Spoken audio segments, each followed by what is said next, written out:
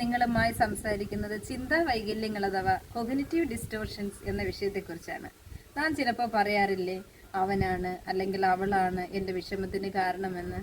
എന്നാൽ സൈക്കോളജിസ്റ്റായ Aaron buck പറയുന്നു, മറ്റുള്ളവരല്ല നമ്മെ വിഷമിപ്പിക്കുന്നത്, പിന്നെയോ നമ്മുടെ ചിന്തകളാണ്.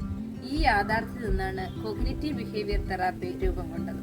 മഹാത്മാഗാന്ധി ഇക്കാര്യം തന്നെ പറയുന്നു, your thoughts become your words, your words become your actions, and your actions become your habits, and habits become your destiny. നമ്മുടെ ചിന്തകളിൽ വൈകല്യമുണ്ടോ എന്നറിയാൻ ചില ചിന്താ വൈകല്യങ്ങൾ ഞാനിവിടെ പങ്കുവയ്ക്കുകയാണ്. ബ്ലാക്ക് ആൻഡ് വൈറ്റ് തിങ്കിങ്, അതായത് ഒന്നുകിൽ വിജയം അല്ലെങ്കിൽ പരാജയം, ഇതിനിടയിൽ അവർക്ക് യാതൊന്നുമില്ല.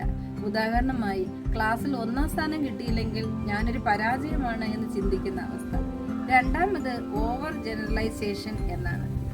ഇവിടെ ഒരു ഉദാഹരണം പറയുകയാണെങ്കിൽ, ഞാൻ പൊതുസ്ഥലത്ത് സംസാരിച്ചപ്പോൾ എല്ലാവരും എന്നെ ശ്രദ്ധിച്ച് ചിരിച്ചു എന്ന ചിന്ത വരികയും ഉടനെ ഒരിക്കലും ഞാൻ ഇനി പൊതുസ്ഥലത്ത് സംസാരിക്കുകയില്ല എന്ന് തീരുമാനിച്ച് പ്രവർത്തിക്കുകയും ചെയ്യുന്നു.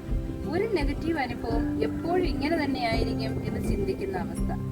മൂന്നാമത്തേത് മെന്റൽ ഫിൽറ്ററിംഗ്, അഥവാ ഒരാളെ കുറിച്ച് പോസിറ്റീവായിട്ടുള്ള കാര്യങ്ങളെ മറന്നിട്ട് നെഗറ്റീവായിട്ടുള്ള അനുഭവങ്ങൾ മാത്രം വിലക്കെടുത്ത് അതിന് ചിന്തിക്കുന്ന അവസ്ഥയാണ്.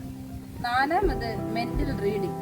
നാം ഒരാളെ ഫോൺ ചെയ്തുകൊണ്ടിരിക്കുമ്പോൾ ഫോൺ കട്ടായിപ്പോയി, എന്നാൽ നാം അതിനെക്കുറിച്ച് ആ വ്യക്തിക്ക് എന്നോട് സംസാരിക്കാൻ ഇഷ്ടമില്ലാത്തത് കൊണ്ടായിരിക്കാം ഫോൺ കട്ടാക്കിയതെന്ന് ഊഹിക്കുകയാണ്. നെഗറ്റീവായി എല്ലാം ഊഹിക്കുന്ന അവസ്ഥ.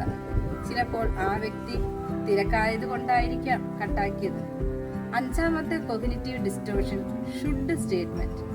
മറ്റുള്ളവർ എന്നോട് ഞാൻ പ്രതീക്ഷിക്കുന്നത് പോലെ പെരുമാറണം എന്ന് ചിന്തിക്കുന്ന അവസ്ഥ.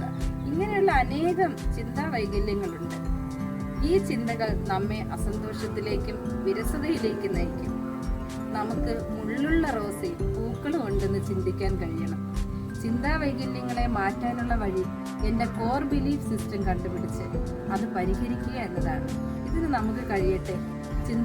നമ്മുടെ ചിന്തകളെ വിശകലനം ചെയ്ത് അത് കറക്റ്റ് ചെയ്യാനുള്ള ശ്രമങ്ങൾ നിരന്തരം നമുക്ക് നടത്താം. അങ്ങനെ ജീവിതം സന്തോഷമാക്കാം. Thank you.